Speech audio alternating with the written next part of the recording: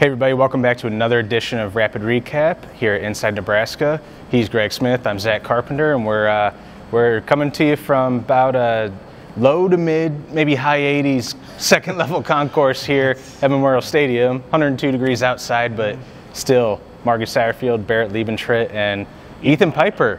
More importantly, just for the fact of he's the one who talked more specifically about beating the Heat. Yeah. He had his 2 jugs of water with him as well. Electrolytes. I need them as well. I refilled my water before we came up here. He said he had a backpack full of electrolytes. Yeah. I'm sure that makes the nutrition staff and Matt Rhule very happy. Yeah, I mean, we are coming in here. It's the second day now for UNL classes, and students are walking all around the campus, and you see them dealing with the heat. Football team's dealing with the heat. But Ethan Piper did talk about it.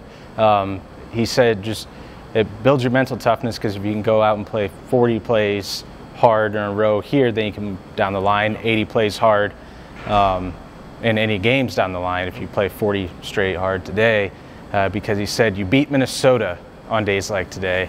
And, I like that. And also something that we've talked about before that Nebraska teams, I think in the 90s, would appreciate is he said Tuesdays and Wednesdays should be your hardest practice days because it makes the games a layup. That's right, and I think it feels like that's been the theme of fall camp, though, right? Matt Rhule has talked about that several times, about making these practices so difficult. And I think he said it a couple times too, that this is probably the hardest thing that a lot of these guys have ever done, particularly the young players who haven't experienced a full-fledged fall camp. And then it had been, I think it was Piper that had mentioned it had been 80s of cloud cover, and now we get last year's fall camp was 80s. So we get this oppressive heat out here, and so it gives them another layer. It's weird. You can just spin it to another thing of, hey, this is something to overcome and something that you'll just have to deal with. Do you think your opponent's quitting right now? No. So you go out there and do it kind of thing. I'm sure the coaches jumped all over that. I mean, hey, that's what you have to do. You have to try and pull any sort of motivational tactic you can out of your rear end on days like today when no one wants to be out there. I mean, when I was in high school, my friends would say, your brother could do 5 more reps of this, keep going. So it's like there's always one of those little things to try to internally motivate you. But as far as Satterfield goes, wanted to sort of transition to him, some of the stuff he talked about. I know Jeff Sims was on, is something that caught your attention, because he talked a little bit about what the goals are there. Yeah, because a couple of the things that have started to catch my eye, that, Matt Rhule had previously spoken about, he wouldn't have known that Jeff Sims had turned the ball over as much as he had just by watching him in practice, and then kind of noted that all of those picks weren't his fault. To then transition into today, Satterfield talking about his career completion percentage around 60, I think is when it is, and Satterfield thinks that Sims needs to be at about 65, because that's the mark of a good quarterback. And I agree, that's a really good spot. If he's at that, then Nebraska's probably doing pretty well.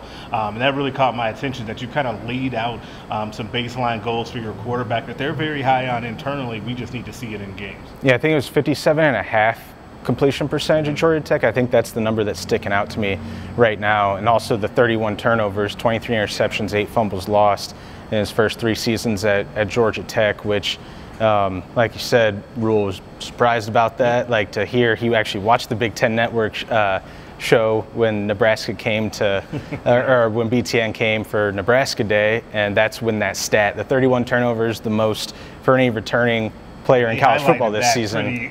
Pretty heavily, and I feel like also that was one of maybe a Rhule kind of defending his guy kind of situation too. Yeah, and there's a poster on our board, I think it was Brasky Pants, shout out Brasky Pants, who pointed out that a good chunk of those turnovers came during not just Sims' freshman year, but the first few games of his freshman season at Georgia Tech. So there's a lot of growth potential there. And I know in spring ball, Sims was sort of having trouble with some accuracy issues and maybe not taking care of the ball or not making the best quick decisions. But I think a lot of that was based on the fact that there was just so much being thrown at him in a new environment, completely new teammates repping out there for the first time in a Marcus Satterfield offense that is known to be very complex. Yeah, for sure.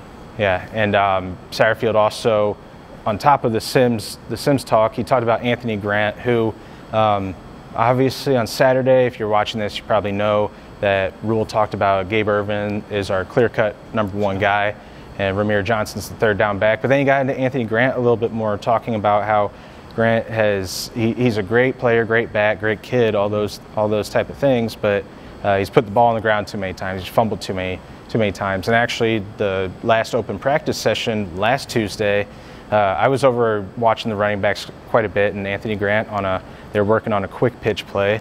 He dropped the ball under the ground, and then he had to come back and do the rep. And it was just one of those things you sort of jog down your notes, not sure if it's a big deal or not, but then you harken back to it when you start hearing about the ball security issues that Grant's had. Yeah, and I think that it's something, too, that all the coaches have been really mindful to also make sure to say, and Satterfield did it again today, that he thinks that Anthony Grant could be one of the better running backs in the conference, right? And we kind of saw that last year for a stretch of time, in the beginning of the season especially, and then it kind of went sideways later for various reasons, not just all on AG.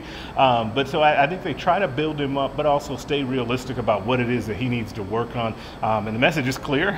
Take care of the football, and we'll be seeing Anthony Grant this fall. Yeah, that was you mentioned it. You touched on it. That's something I feel like I have sort of burned in the back of my brain, because I've written it down like 5 times in 5 different articles. Is through 5 games last season, Anthony Grant was among the Big Ten's elite in multiple statistical categories, and the Big Ten has some of the best running backs in the nation, the most used running backs in the nation. He had 114 carries, 600 yards, and I believe 5-6 touchdowns. I can't remember the touchdowns total, so I guess they aren't totally burned in the back of my brain. But then over the last 7 games, 114 carries for 315 yards and only 1 touchdown. So we saw the sort of explosion out of the gate, and then we saw those taper off, like you said, for a number of reasons. But I think Grant is one of those guys who, if he takes care of those, then behind a completely new offense that's predicated on running the ball, offensive line that has that message, and a couple new guys on there, that we could see a guy like him and Gabe Irvin shine this year. Yeah, I think that could potentially, I think the best case scenario is a really nice 1-2 punch there for when you get into that back half of the season especially, and then mix in Ramir Johnson in there. I think that you could have a really nice rushing attack if it all comes together. Yeah, I think Rhule mentioned a 1-2-3 there if Grant does take care of those ball security issues. But that's it from the players' press conference. Barrett Liebentrip, also, his stock's kind of rising as that fullback, Notre Dame walk-on from Omaha Skutt, and he came back to Nebraska to be a walk-on fullback here. His stock's rising. Talked about how he loves to hit and everything like that, but you can read about that inside Nebraska.com, where Steve Mark wrote up about Barrett. But the last thing before we get out of here is the breaking news that happened pretty much right in the middle of the press conference today, right after it ended, is Nebraska Assistant President Ted Carter. He's leaving to become the next president at Ohio State, which is pretty impactful, and there are a lot of reasons why, especially when it comes to this football program. Yeah, I mean, he was really instrumental, Ted Carter was, and has been credited by several people, that's not just speculation, to help to recruit Matt Rhule. Matt Rhule has spoken glowingly about Ted Carter and their kind of budding relationship, and kind of how he was able to be recruited by Ted and what he thought of him as a man. So to have that blow happen right before the season opener, the time is going to be weird there. I think Nebraska will be okay in the long run. Like, the president of the university is not going to win or lose Nebraska football games. That's going to be on Matt Rhule and his staff. But it is a big noteworthy situation, though, given how present Ted Carter was in athletics, and that seemed to be his big focus. Yeah, just recently in June, the Nebraska Board of Regents have voted unanimously to make Ted Carter that representative at the Big Ten Council of Presidents and Chancellors. So he had a seat at the table for having a voice and having a seat at the table for some of those big decisions in the conference, like voting on the conference commissioner, for instance, which is something big realignment and all the things that have happened there. Yeah. Exactly, and like you mentioned, Greg, he was instrumental in bringing Rhule here, and in the contract negotiations when the buyout negotiations sort of stalled out between Nebraska, Rhule, and the Carolina Panthers. I know Carter had a big role in that. Matt Rhule in May, the first week of May, I think it was May 10th, that during a speech at the Lincoln Chamber of Commerce, the Face the Chamber event, he talked a lot. He gave effusive praise about Ted Carter and how Bill Belichick and Mike Lombardi and then his wife all told him, "You're crazy if you don't go work for Ted Carter, the Admiral," nicknamed the Admiral. He said, "Go work for the Admiral," is what all of those guys pretty much told him. So I just think it's most impactful, and the thing that I keep harping on is that alignment. Nebraska's finally had. Nebraska seems to finally fixed, or is finally on the way to fixing its biggest issue that Trev Alberts said was the biggest issue facing the program in the last 20 years, and that's misdirection or not having alignment. And from Carter to Trev to Matt Rhule and then to his assistants and players, they're all aligned now. Yeah, and we're going to see. Now it gets interesting. Is the next hire, do you make that still with athletics at the forefront? Do you have someone that's more of an academic? Like what happens there? I'm sure there'll be plenty to talk about as we move forward there as it relates to Nebraska athletics. Yep, and as we talk about it, you can jump on the Insiders board at InsideNebraska.com to join the discussion. We're having a lively discussion over there. As we speak, as we're recording this on Tuesday, you can also find our feature stories on Ethan Piper, Barrett Liebentrip. Steve wrote up an offensive depth chart projection and defensive depth chart projection. Special teams is coming tomorrow on Wednesday, so you can hop on our site and check out all of that and the rest of our fall camp coverage and our preseason coverage, as we're, like you said, the grade period. We're in the grade period. So we're through 19 practices. We got 5 more to go before 8:31 when Nebraska opens up against Minnesota. For Greg Smith, I'm Zack Carpenter, and we'll catch you guys again next time.